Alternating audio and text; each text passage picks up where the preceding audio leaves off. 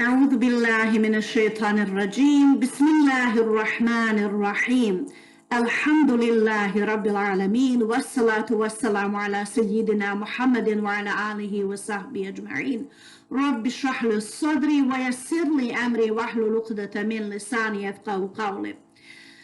Slava i hvala pripadaju uzvišenom Allahu subhanahu wa ta'ala, stvoritelju svih svjetova. Neka je selam i salavat na posljednjeg Božeg poslanika Muhammeda sallallahu alaihi wa sallam, njegovu časnu porodicu i njegove ashabe.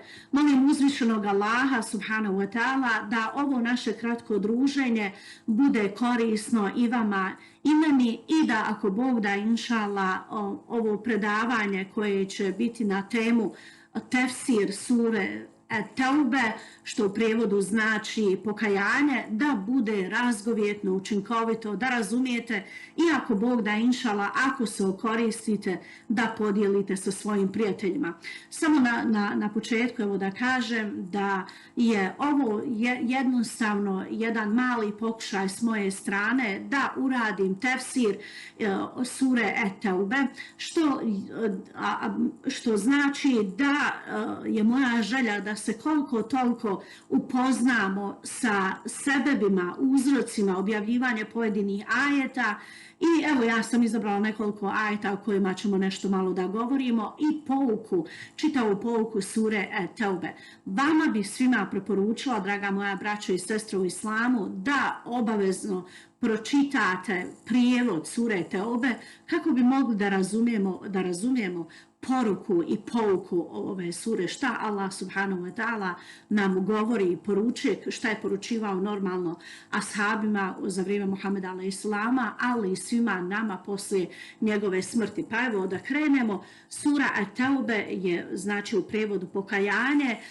Ona ima još jedno značenje i ovdje samo da napomenem da inače imena sura nisu od vahja, ne dolaze od Allaha dželešanu, nego je većinom ashabi su davali imena, tako da se često puta dešava da jedna sura ima dva imena, evo kao što je slučaj sa surom Teube, što u prijevodu znači pokajanje, a ona ima i drugi naziv, a to je sura Al-Bara.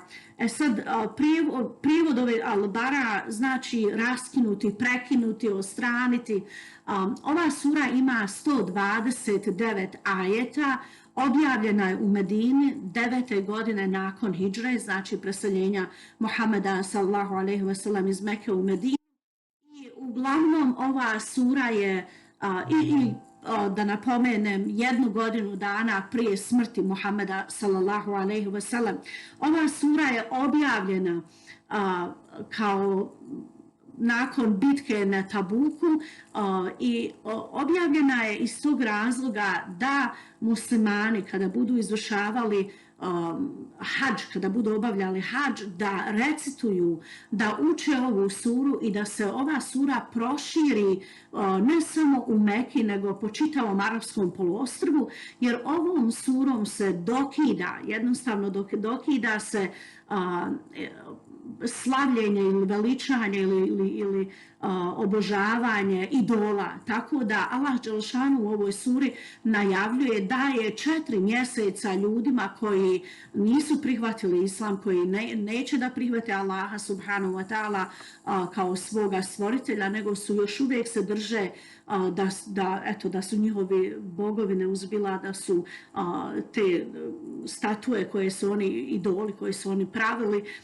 i onda njima Allah dželešanu daje roka od 4 mjeseca ili u međuvremenu da prime islam ili da se za ta 4 mjeseca da se isele kako iz Meke, tako i iz čitave arapskog poluostrva, jer jednostavno nije više prilično da muslimani budu zajedno ili čine hadž, tavaf sa ljudima koji, na primjer, poznato da su oni i goli, da su radili tavafe, činili oko Kjabe i to više nije prilično. Sada su muslimani naravno preuzeli vlast i oni jednostavno ne može se više dozvoliti da se gleda šta idolopoklonici rade oko Kjabe i jednostavno njima je rečeno, da im se na neki način ultimatum. Sada u ovoj suri, kad smo već kod ultimatuma, ovdje moramo da napomenemo da ima u suri 5, u 5. ajetu u ove sure, da ima jedan na početku ajeta gdje Allah dželešanu kaže ako ne urade, odnosi se na idolopoklonike kojima je dat rok od 4 mjeseca da se isele iz Meke ili da prihvate islam i ostanu da žive tu u svome mjestu. Ako to ne učine, onda ima gdje se kaže onda ubijajte ih gdje god ih stignete. Ovaj dio ajeta, 5. ajeta sure Et-Teube se zloupotrebljava i islamofobisti koji ne vole islam, koji napadaju islam, evo i dan danas, oni koriste ovaj ajet kao svoju osnovu da govore da je islam vjera od krvi, jednostavno da ide na to da sve one koji nisu muslimani, da islam naleže da se ubijaju. Međutim, ovo je apsolutno netačno. Ovaj ajet je bio objava kao na neki način ultimatum za sve one da jednostavno shvate koja je kao na kraj krajeva kakvo poganstvo oni rade i jednostavno istina ne može da živi sa neistinom i tako ne mogu muslimani da čine hodočašće i da čine tavaf i obilaze Kabu sa ljudima koji su goli, jel tako da je sasvim razumimo ovaj korak, međutim da vidimo koliko je Allah subhanahu wa ta'ala milostiv, zato što on odmah u sljedećem ajetu govori, a ako se oni pokaju i ako odluče da žive među vama, vi jednostavno ne gledajte njihovu prošlost, nego neka žive, jednostavno ostavite i na miru da žive s vama. I onda u 11. U 6. ajetu se spomine, ako neko od njih zatraži pomoć od vas, onda vi im pomozite ako zatraži neko zaštitu. Što znači, ako istekne period od tih 4 mjeseca gdje im je ultimatum postavljen i niste iselili u periodu od 4 mjeseca iz Meke ili okoline Meke i onda neki od njih zatraži zaštitu od muslimana, muslimani su dužni da im dadnu zaštitu i onda da ih odvedu na mjesto gdje će biti sigurni, gdje im životi više nisu ugroženi. I ovaj ajet, kao što smo rekli, ovo je više bio kao ultimatum i da se stekne, da se pokaže ozbiljnost toga da jednostavno im se zabranjuje da oni više zajedno sa muslimanima čine tavaf ili obilaze oko Kjabe. Tako da u vrijeme Muhameda alejselama nikada niko nije ubijen i tako, evo, ja bih samo skrenula pažnju da inače vodimo računa kada čitamo kuranske ajete, da ne čitamo samo jedan ajet, nego da pogledamo cjelokupan Kur'an, da vidimo koje su pouke i poruke ajeta i sura i onda naravno praksa kako je Muhammed sallallahu alejhi ve sellem razumijevao pojedine sure, jer kako Aisha, naša majka radijallahu anha, kako kaže Muhammed alejhisselam je bio hodajući Kur'an, on je najbolje razumio i onda zato je važno da se izučava tefsir, jednostavno da se izučavaju historijska situacija ili pozadina objavljivanja pojedinih ajeta kako bi bolje razumjeli u kakvoj situaciji je dolazilo do objavljivanja Kur'ana, a osim toga što je još važnije kako je Muhammed sallallahu alejhi ve sellem razumijevao, tumačio, tefsirio pojedine ajete. Onda u 17. i 22. ajetu se govori o jednostavno o jednom mešćidu. I dalje u 17. i 22. ajetu se spominje, Allah dželešanu kaže da ne priliči idolopoklonicima, da se oni brinu o svetom hramu ili o Kjabi, nego naravno tu brigu da preuzmu muslimani koji vjeruju u Allaha subhanahu wa ta'ala i njegovog poslanika. Zatim se u ajetu 24. govori da inače mimo svih ovi dunjalučki stvari koje nam Allah dželešanu dao, jer kad mi se rodimo, jel da nemamo ništa, sve što dobijemo, sve što u toku života imamo, sve je to od Allaha dželešanu i da inače u svi ti stvari ili koje šta god posjedimo, bilo da se radilo o nekom imetku, našoj porodici, da je to pripada uzvišenom Allahu dželešanu i da mi ne trebamo vezati previše naše srca, a da naša ljubav i jednostavno naš prioritet treba da bude ljubav prema uzvišenom Allahu subhanahu wa ta'ala i Božem poslaniku i da naš konačni cilj treba da bude ahiret, a ne nikako ovaj svijet. Zatim u ajetu 25. i 26. spominje se bitka kod Hunejna. Što je važna ova bitka što se spominje? Pa zato što su muslimani u to vrijeme bili brojčani i bilo je, na primjer, kad su krenuli u ovu bitku, bilo je preko 12.000 i tako da su na neki način se osjećali moćni, jaki, da im niko ništa ne može, da će oni da pobjede. I međutim, evo i ovo je na neki način jedna opomena svima nama da nas nekada naše stanje ili ako nam krene na faka ili ako smo se malo obogatili, ako imamo dobro zdravlje ili neka se čovjek onda osjeti silan, moćan, kao nikomu ništa ne može. Međutim, uvijek treba da se sjetimo, evo kao što je u ovom slučaju, da šta je se desilo, iako su muslimani bili brojčani na bitci kod Hunejna, ipak je se i ova bitka je se inače održala nakon osvojenja Meke i muslimana, kao što sam rekla, je bilo preko 12.000 i oni su mislili šta, niko nam ništa ne može. Naravno ne svi, ali neka grupica među njima je pomislila, osjetila se moćnim. Međutim, dva plemena Havaz i Takif postavili su zamku i to je iznenadilo i pobunilo, zbunilo muslimane jer to nisu očekivali, tako da su mnogi počeli da se vraćaju, jednostavno da bježe sa bojnog polja i onda Muhammed a.s.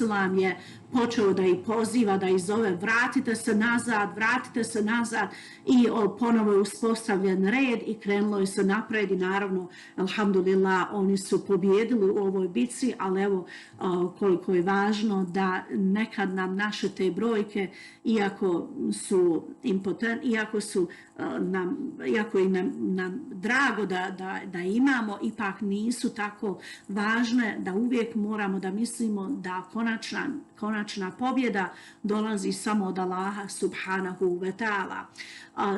Dalje, rekla sam na početku da je sura Taube objavljena poslije bitke na Tabuku.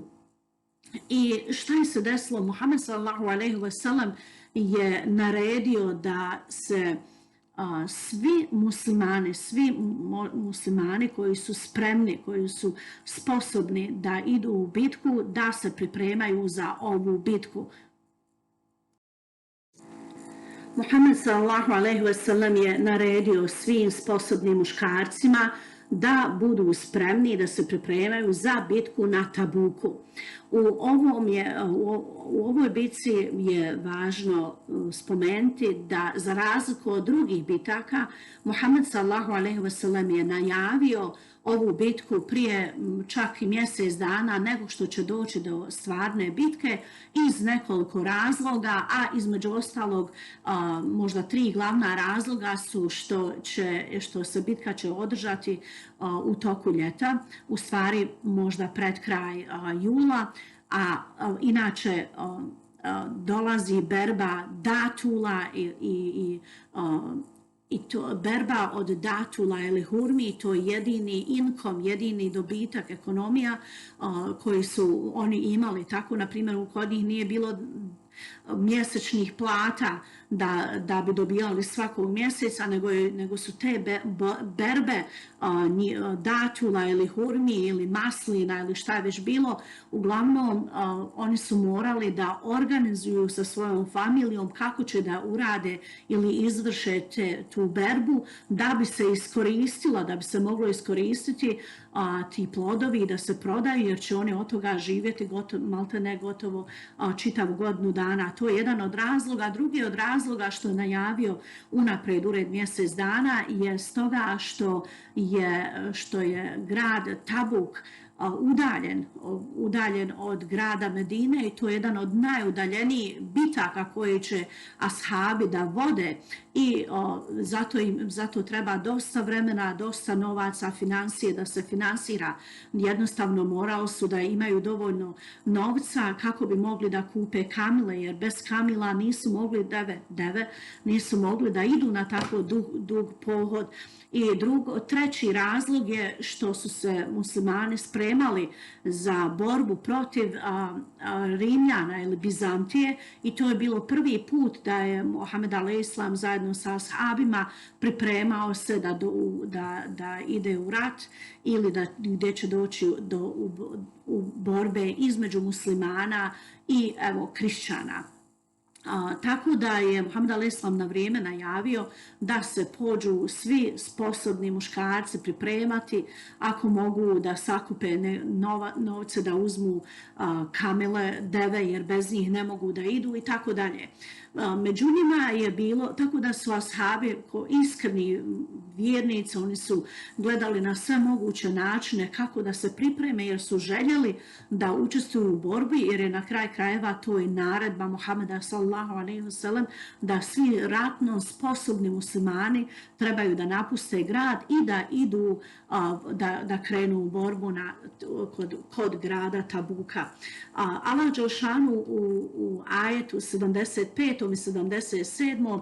govori o grupi ljudi ili kako bi rekla munafika koji su davali zakletvu Allahu dželešanu, koji su govorili ako mi Allah dželešanu dadne novaca, ja ću onda biti darežljiv, ja ću davati, ja ću pomagati. Međutim, ovdje se pokazalo kada im Allah dželešanu dao to bogatstvo koje su oni tražili, iščekivali i onda obećavali Allahu subhanahu wa ta'ala nakon što im Allah dželešanu dadne to bogatstvo da će oni biti jako darežljivi, da će pomagati Muhameda sallallahu alejhi ve sellem, da će pomagati siromašne, onda je se njihovo srce steglo, oni jednostavno nisu dali. I ovdje jedna opomena svima nama, često puta i ja čudnem da dosta osoba govori kad ja budem imao toliko i toliko para, ja ću davati. Veoma je važno da ovdje razumijemo da dajemo od onoga što imamo. Jednostavno da ne čekamo da dođe neka određena cifra koju mi zamislimo u svojoj glavi i onda ćemo nekome nešto pomagati. Ne, treba pomagati od onoga što ima. Pa ako ništa nemamo, imamo osmijeh i osmijeh je sadaka. I ovo je veoma važno kada prolazimo jedni pored drugih, da se lijepo nasmijemo jedni drugima, da srdačno dočekamo. Jer vjerujte me, evo, ja putujem dosta i imam dosta susreta sa raznim kategorijama naših ljudi. Počev od najugledniji u vjeri pa najugledniji u politici, ja vam slobodno mogu da kažem da ovu karakteristiku da mnogi naši najugledniji prvaci, bilo vjerski i politički, da nemaju tu karakteristiku ili tu osobinu, taj edeb kada prođu pored insana da se posalame, da nazovu selam, nego čak naprotiv. Ja vam mogu slobodno reći mnogo puta mi je se desilo da naši imami, evo ovdje u Americi, na primjer, znaju me i ja znam, mi znamo se i kad prođu samo ovako okrenu u glavu, kako je to ružno ponašanje. Ili da odemo u džamiju pa jedni od druge okrećemo glavu, kako je to ružno ponašanje. Jedan od sevapa, od edeba, treba da budemo nasmijani, trebamo uvijek da budemo ponizni jedni prema drugima, muslimanima. Prema nemuslimanima muslimani mogu biti ponosni, ali ne prema muslimanima. Mi jedni prema drugima trebamo biti merhametli. Trebamo, ako znamo da si musliman, pa naša je obaveza je da nazovemo i da se poselamimo jedni s drugima, a ne nikako da okrećemo glavu.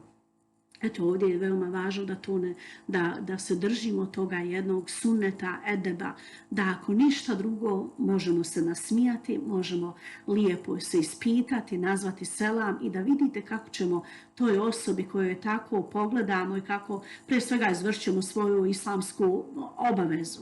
A s druge strane učinit ćemo nečiji dan lijep. Jednostavno učinit ćemo, a to je izbor, to je izbor. Hoćemo li mi biti fini jedni prema drugima ili nećemo, to je naš izbor i naš edeb, naša kultura i tako dalje. Da ne odlazimo puno više sa teme, u 79. ajetu se dalje govori, znači ovdje da kažem još jednom da razumijemo da je bila grupa munafika koji su molili Allah dželešanu da im on dadne bogatstvo i kao biva kad im Allah dželešanu dadne bogatstvo, oni će to širiti i davati, dijeliti na put na širenju islama i pomagati sirotinji. Međutim, kada je Allah subhanahu wa ta'ala dao im bogatstvo, oni jednostavno su postali škrti, nisu dali ništa od toga i što je veoma važno da razumijemo iz toga da mi ne padnemo u takvu nekakvu spletku šejtanovu da sebi kažemo aha ja ću dati kad budem imao. Ne, daj onog momenta šta možeš. Ako ništa drugo ne možeš lijep da dadneš lijep osmijeh, jer je i to sadaka. I onda šta ima dalje u 79. ajetu bilo je ashaba koji su tako srčano prihvatili islam, koji su volili Muhameda a.s. ali stvarno nisu imali ništa, bili su siromašni. I onda bi neki od njih dao nekoliko hurmi, evo bar imam to pa ću dati nekoliko hurmi od sebe da ja na neki način pomognem tu vojsku. I onda su ta grupa mušrika, oni su se počeli ismijavati vjernicima. Oni su, znači pogledajte, oni su molili Allaha dželešanu da im dadne bogatstvo, Allah dželešanu je dao i oni su odlučili, znači sad imaju bogatstvo, oni su odlučili da ništa ne dadu, da ne pomognu Muhameda a.s. i tu vojsku koja se sprema da ide jednostavno u rat protiv Bizantinaca, a na drugu stranu su sa strane se ismijavali onim vjernicima koji ništa i nisu mogli dati, jedino koju hurmu. I vidite koliko je ovo opasno. Allah dželešanu upozorava koliko je opasno da mi ne budemo takve grupe ljudi koja niti će dati, niti će pomagati, ali će ismijavati one koji dadnu bar nešto. Ja ovdje moram stvarno da napomenem, eto, alhamdulillah, Allahovom voljom i Allah mi je dao priliku da budem organizator nekoliko akcija i projekata i hvala uzvišenom Allahu na toj blagodati, hvala našim Bošnjacima, braći muslimanima, sestrama muslimankama koje su pomagale tu akciju i evo, alhamdulillah, smo akcija pokrenuli i to je uspješno završeno. Eto imamo nijet još, ako Allah dželešanu dadne meni zdravlja, imam nijet još nekoliko specijalno puteva da se popravi i napravi uz pomoć Allahu dželešanu i svih naših donatora. Normalno bez njih ništa ne može i ljudi na terenu koji realizuju te sve akcije. Ali šta je najgore i najpogubnije je kada insan povede neku akciju i onda javi se veliki broj, naravno i pomogne i donira dosta naših Bošnjaka, u konkretnom slučaju kad govorimo o sebi, o mojim akcijama, dosta naših komšija izađe i radi, pomaže materijalno. Uglavnom, svi zajedno kao tim, alhamdulillah, dolazi do završenja akcije. Međutim, uvijek ima ljudi koji niti su šta dali materijalno, niti su pomogli da su izašli bar jedan dan ili 2 dana na tu akciju, ali sa strane sjede i onda oni posmatraju i kritikuju. I one, evo sad su oni puni kritike, oni bi ovako, oni bi nako, a za svoga života, evo niko ih niti je vidio dana jednog jedinog da su bili na akciji, niti je ko zapisao da su nekada materijalno pomogli. I to je doista opasno. Molim Allah dželešanu da mene sačuva, evo i sve vas, da ne budemo u toj grupi, nego jednostavno ako možemo pomoći materijalno, naravno bez financija nema ništa, to je svima jasno, ali isto tako ako ne možemo finansirati, možemo pomagati svojim radom, pa ako ne možemo ni to, možemo eto onako bar pohvaliti, uputiti dovu Allah dželešanu da ta akcija izađe kako treba. Evo ovdje Allah dželešanu kaže i obećava tim munaficima koji niti hoće da pomognu, niti hoće da idu u borbu, jednostavno neće da pomognu nikako ni islam, ni Muhameda sallallahu alejhi ve sellem. Allah dželešanu kaže da će to njihovo smijanje biti ismijavanje, biti protiv njih na sudnjem danu, jednostavno bit će na jedan od njihovih loših dijela koje su radile, jer nisu pomogli Muhammedu sallallahu alejhi ve sellem niti muslimanima. Sad ja bih ovdje samo još spomenula jedno kazivanje, a to je o jednom ashabu Ka'b ibn Maliku, koji je bio mlad, sposoban, koji je imao čak i 2 deve, ali iz neopravdanog razloga, možda samo iz ljenosti, on i još 2 nisu htjeli da idu u borbu kada je Muhammed a.s. striktno, jasno, glasno obznanio, najavio, pozvao da svi ratno sposobni muškarci koji su u mogućnosti trebaju da idu u ovu bitku na Tabuku, gdje mada do same bitke nikada nije došlo, jer Bizantinci vjerovatno iz straha nisu nikada pojavili, ali uglavnom to muslimani nisu znali. Tako da je Muhammed a.s. krenuo sa velikim brojem muslimana, na kraj krajeva svi ratno sposobni muškarci su krenuli u borbu, ostalo je samo ljudi koji su nesposobni, koji su bolesni, koji iz opravdanog razloga nisu mogli da idu u borbu, i ostali su munafici koji onako nikada nisu htjeli da pomažu Muhameda sallallahu alejhi ve sellem, ni materijalno nisu išli u borbe, i ostao je među njima Ka'b ibn Malik, koji jednostavno nije imao razloga da ne ide u borbu, ali eto ljenost ga je spriječila, tako da nije otišao. Ali kada je Muhammed a.s. nakon 1,5 mjeseca se vratio u Medinu, inače imao običaj kada se vraća s puta da odmah prvo skrene u džamiju i onda klanja 2 rekjata namaza, ali i da dadne priliku svima ostalima koji su ostali, ako imaju neke pitanja ili ako se nešto desilo u njegovoj odsutnosti, da ga informišu. I tako i taj put je se ukazala jedna kolona od otprilike 80 munafika koji su došli da na neki način sada se opravdaju Božjem poslaniku što oni nisu išli u borbu. Međutim, Muhammed sallallahu alejhi ve sellem bi samo saslušao njihove dodatne laži. I on samo bi rekao, to je između vas, između i Allaha, i nije htio puno ni da komentariše, dok nije došao red na Ka'b ibn Malika. Kada je došao red na Ka'b ibn Malika, onda je Muhammed a.s. njega pogledao i riječima kako priča Ka'b ibn Malik, kaže Muhammed a.s. poslanik me je pogledao ljutito, onako kao ljutito, je se nasmio i rekao, koja je tvoja ispirka što ti nisi išao u rat, čak znam da imaš 2 deve, a nisi, šta je tebe smelo pa nisi išao. I Ka'b ibn Malik kaže da je se radilo o bilo kome drugom, a ne o Božjem poslaniku, ja bih našao načina kako da ja dam nekakvo objašnjenje i da se ne zahaturim Božjem poslaniku. Međutim, tog momenta mi odmah na um palo, pa ako i slažem Božjem poslaniku, Allah subhanahu wa ta'ala će obznaniti moju laž i kaznit će me, i tad me uhvatio strah. I onda sam rekao, Božji poslaniče, nikada nisam bio zdraviji nego tad, nikada nisam bio bogatiji nego tad.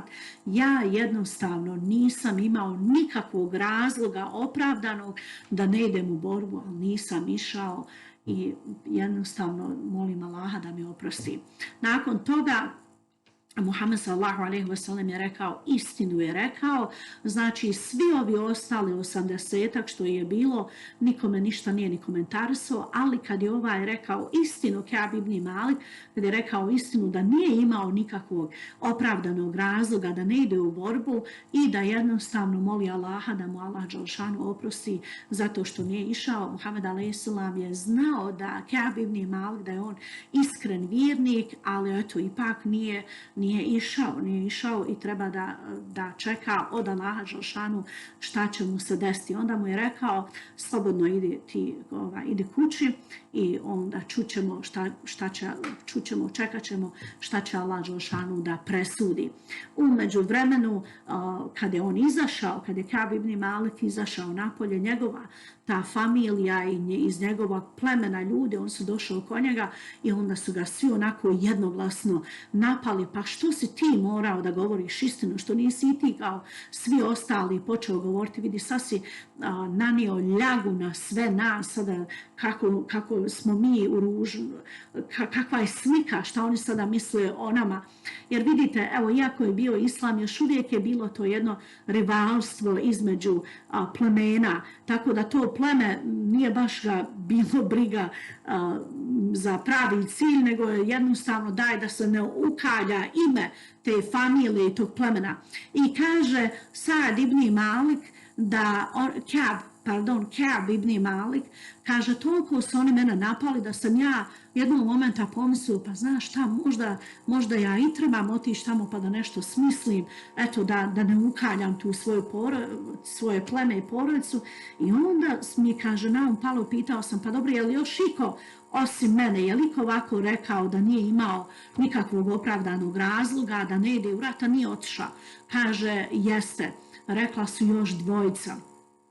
I kaže, kad sam ja čuo o kojoj se dvojici ashaba radi, a znam da su to iskreni ashabi, ja sam odmah rekao, ne, ja ću da budem u društvu ove trojice rađe, ove dvojice, znači njih trojica, radije nego da budem sa ovih 80 munafika, za njih se zna ko su, ali ova trojica, to su iskreni, jednostavno nešto je se desilo, pa evo možda kao i njemu, što nisu otišli, ali oni su ljudi koji su učestvovali u bitci na Bedru, to su dokazani iskreni vjernici.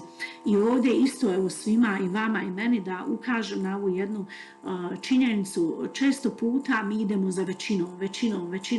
Međutim, to je netačno. Pogledajte koliko treba mudrosti da razumijemo. Ako se na jednoj strani nalazi jedna osoba za koju znamo da klanja, da posti, da ide na hadž, da vjeruje Allaha dželešanu, da se boji Allaha dželešanu, da izvršava Allahove propise, a na drugu stranu nema veze koliko ima drugih ljudi, ali znamo da oni, kako bi mi rekli, mogu svakakvo kolo, da jednostavno i rade sve što ne treba. Veoma je važno da razumijete da trebate biti na strani onoga ko je uz Allaha dželešanu. Veoma svejedno da li je to jedna osoba, 2, 3, a na drugoj strani da su 1000. Ovdje je veoma važno jer će Allah dželešanu biti uvijek na stranu onih koji se njega boje, koji izvršavaju njegove obaveze. Jer vidite, za munafike, njih 80, oni su slagali prvi put, slagali su drugi put, nikakve kazne na ovome svijetu. Muhammed a.s. je samo rekao da to je između vas i između Allaha. Znači nikakve kazne. Nek rade šta hoće na ovome svijetu, ali šta je se desilo za ova 3 iskrena vjernika, ashaba koja su poznata da su iskreni, njih će Allah dželešanu kazniti. Zato, draga moja braćo i sestre, kada nas zadesi nekakvo iskušenje, nemojmo nimalo da se čudimo što mene, a ne onoga, vidi šta on radi. Pa zato što nas Allah subhanahu wa ta'ala voli i hoće da nam spere, da nas kazni na ovome svijetu kako bi mogli, ako Bog da inša Allah, da uđemo u budućem svijetu. Eto, to je veoma važno da imamo taj, ako Bog da, koncept i da razumijemo to. Nakon, da skratimo priču, ja sam napravila jedan kratki video o kazivanju i tafsiru sure ajeta 118 i kazivanje Kaba ibn Mesuda, pa to Kana ibn Malika, pa molim vas to pogledajte, da ne idemo u detalje. Uglavnom, nakon 40 dana ništa se nije desilo, tako da je produženo još 10 dana i nakon 50 dana Allah subhanahu wa ta'ala je oprostio ovoj trojici i onda objavljen je njihovim povodom, je objavljen, zbog njih je objavljen ajet 118 gdje Allah dželešanu kaže koliko njima bilo teško da oni jednostavno, iako je zemlja prostrana, niko s njima nije htio bojkot, jednostavno naređeno je da niko s njima ne razgovara s ovom trojicom, ni njihova familija, ni njihovi prijatelji, jednostavno niko. I ovdje je važno da razumijemo kako je narod u to vrijeme, kako su volili muslimani i ashabi Muhameda sallallahu alejhi ve sellem. Tako je rečeno, bojkotirati se trebaju njih trojica, to je kazna dok ne dođe neka rezolucija, dok ne dođe objava od Allaha dželešanu kako će se riješiti taj slučaj za njih trojicu što nisu išli u borbu, a nisu imali nikakav opravdan razlog da ne idu u borbu. Jednostavno, ashabi, iako im je bilo teško, oni jednostavno nisu nikada nisu odgovarali na selame, nisu razgovarali, čak i nisu ni gledali. Tako da Ka'b ibn Malik kaže da je ova dvojica, oni se zatvorili u svoje kuće, plakali, molili Allaha dželešanu, on je ipak bio mlad, ovako više je bio narodni čovjek, on na kraju nije mogao da bude upućen, je pokušavao, hodao, išao je jedno vrijeme, klanjao je sa njima zajedno, međutim on je klanjao, niko s njima nije razgovarao, čak bi dolazio i Božjem poslaniku Muhammedu sallallahu alejhi ve sellem, pa mu specijalno nazvao selam u nadi bar da će vidjeti da se njegove usne malo pomjere. Međutim, ni Muhammed a.s.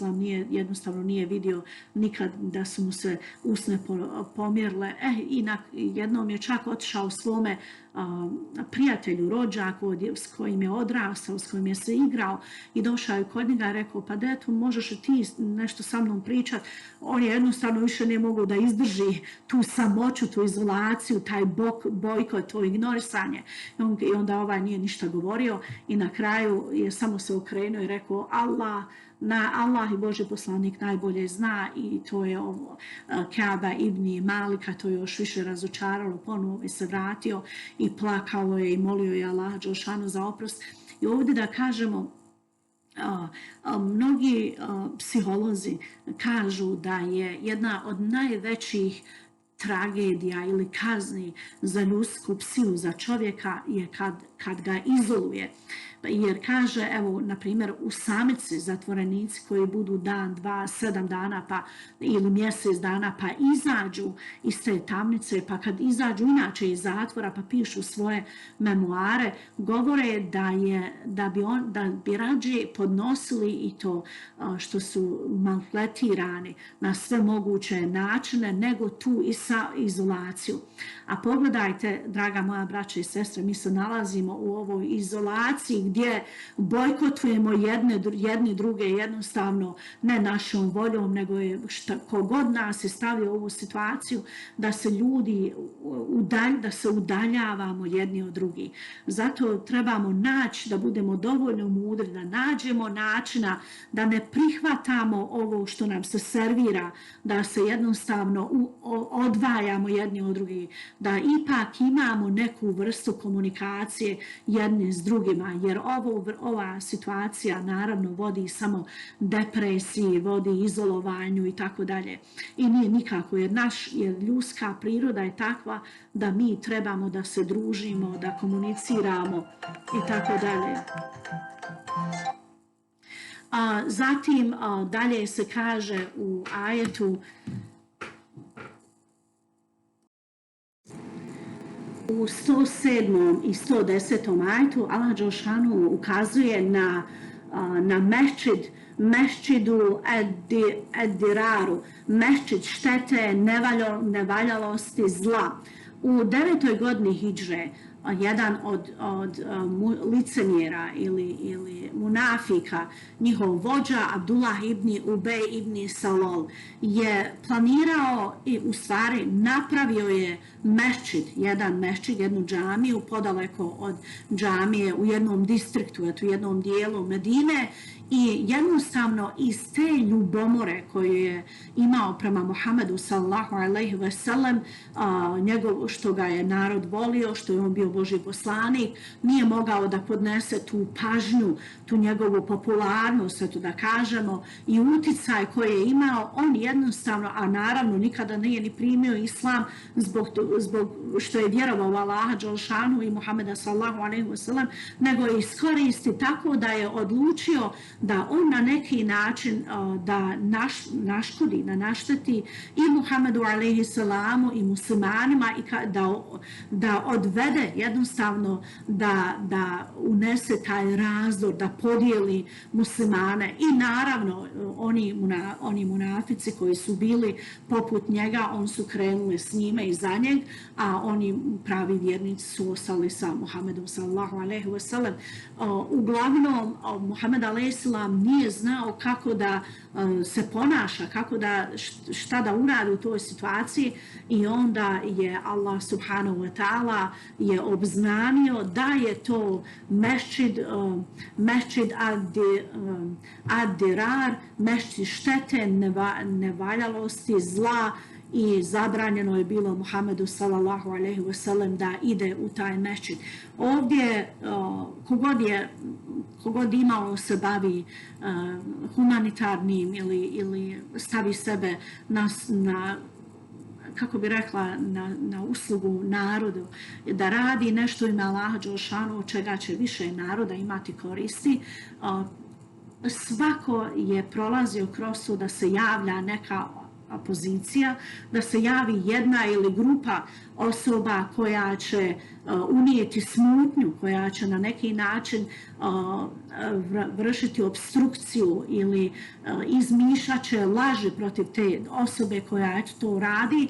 I to se dešavalo naravno i meni, i dešavalo se svima onima koji su, ponavljam, koji su radili nešto u ime Allaha dželešanu, i onda odjednom se javi ta ili grupica ljudi ili jedna osoba koja će početi izmišljati laži. Ali što je interesantno, vidite i u ovom slučaju, za vrijeme Muhammeda sallallahu alejhi ve sellem, Božji poslanik, i među njima ima ljudi koji su rekli da vjeruju u Allaha dželešanu i Božje poslanika, a u stvari nikada nisu vjerovali i samo su tražili načina i prilike kako će da naštete i islamu i Muhammedu alejhi selamu i muslimanima. Tako da nas ne zavara, ista situacija se dešava i u našem vremenu. Naravno, mi ne znamo čije je vjerovanje ispravno, i to nije do nas, jednostavno mi to ne znamo, i po našem šerijatu mi ne smijemo nikome da govorimo da je munafik, da je licemjer, to nije naše, to je da Allah dželešanu odlučuje i on zna, ali ipak životna djela osoba nama mogu naravno ukazivati ko je kakav, ko jednostavno imaju te karakteristike, evo kao na primjer kako je Ka'b ibn Malik rekao kada je prolazio gradom, da je vidio samo iznemogle i da je vidio munafike koji su inače poznati po tome da nikada nisu pomagali Muhammeda sallallahu alejhi ve sellem niti islam, i zato je on bio posebno pogođen da je on upravo ostao takav dobar vjernik, takav dobar koji je volio Muhammeda alejhi selama, koji je volio islam, koji je se bojao Allaha subhanahu wa ta'ala, i da je on ostao i on je na neki način sebe kažnjavao čak i više nego što je ti 50 dana dobio kaznu od Allaha subhanahu wa ta'ala, jer mu je bilo krivo da je se on našao u tome društvu, jednostavno da on nije otišao, nije imao razloga.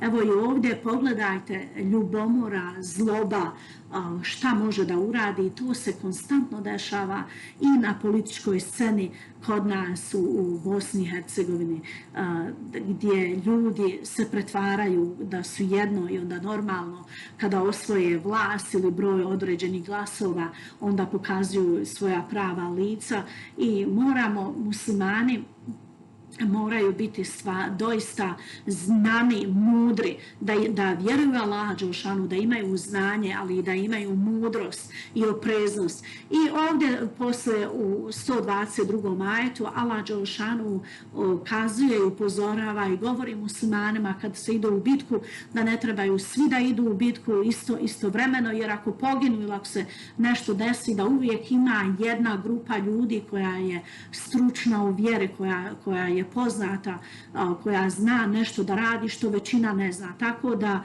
je od suneta i evo naređenje Allaha subhanahu wa ta'ala da se vodi računa, da se uvijek ima, kako bi rekla, jedna grupa ljudi koja u slučaju da poginu ovi koji su otišli u rat, da može da vodi, da preuzme vođstvo jednostavno i vjersko i političko. Eto, to otprilike to za, što bi ja rekla, o tefsiru o ovoj suri. Naravno, mnogo toga se može reći sure Teube ili pokajanje. Dosta ajeta mogu da se analiziraju, da se uradi tefsir i da se govori o njihovom sebu, ali evo, vrijeme je već 45 minuta, ja definitivno nisam ni planirala da toliko bude, pa bi vas zamolila, draga moja braćo i sestre u islamu, da obavezno pročitate prijevod sure Teube i ako Bog da, inšallah, gdje god vidite da imaju tefsiri, dosta naših braća daje tefsire na pojedina sure ili ajeta, čitajte, jer doista bez tefsira i razumijevanja teško je da vidimo, da spoznamo i da vidimo veličinu same objave, jer koliko god je važno da čitamo Kur'an, da učimo Kur'an, isto tako je važno da razumijemo, da znamo zbog čega je došlo do objave i koje su historijska poleđina ili pozadina objave pojedinih ajeta i sura. Toliko od mene, ako Bog da, inšallah, vidimo se uskoro. Assalamu alaikum wa rahmatullah.